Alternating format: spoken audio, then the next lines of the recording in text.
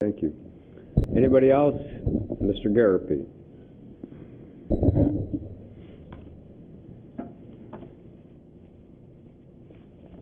Good evening, Mayor Noddy, members of council, Mr. Blessed.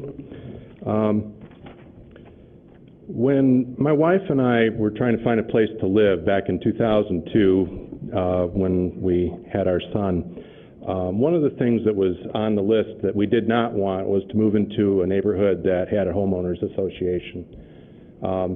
We're very particular about that particular thing. We find the idea that, you have to agree to, let this company mow your lawn and, paint your house that color, and all these various regulations that typically go with these things. We find those onerous. I happen to believe, and it's one of the things that I hold most dear about my own citizenship, that the essence of freedom is not having to ask Mother May I before I make every move that I intend to make. And I feel that this amendment is an encroachment on that basic freedom. I've gone through the backup material pretty carefully, and I've noted where it was amended, and I have a few items that I'd like to call to your attention.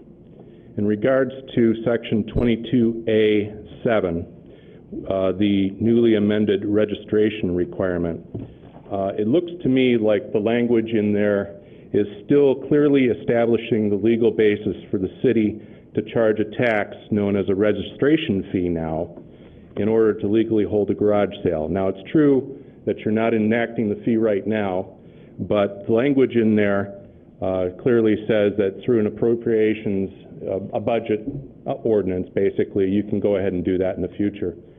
And honestly, as the city finds itself forced to seek more revenue in the coming years, which is something that we all know is coming, I believe that this fee will become a reality.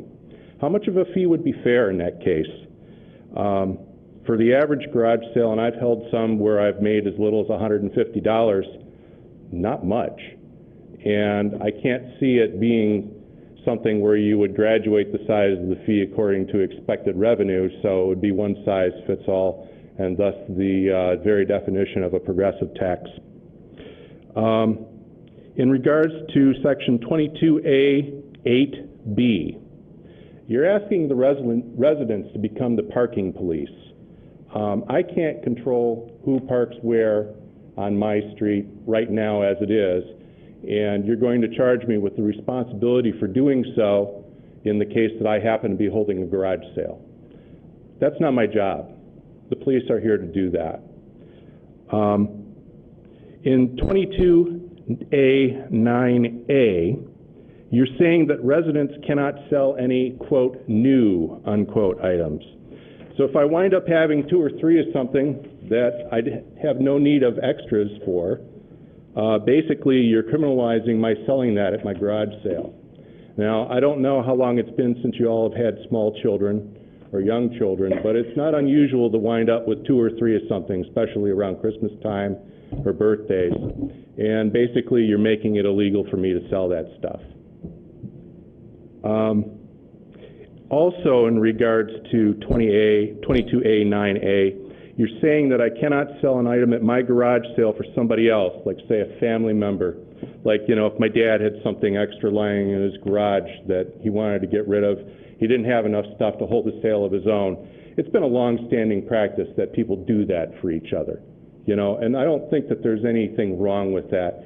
I'm not running a commercial business in a residential property. I'm holding maybe 1 garage sale a year, and I don't know about 3 days. About a day and a half's worth is all I can stand. Don't make me a criminal for selling stuff.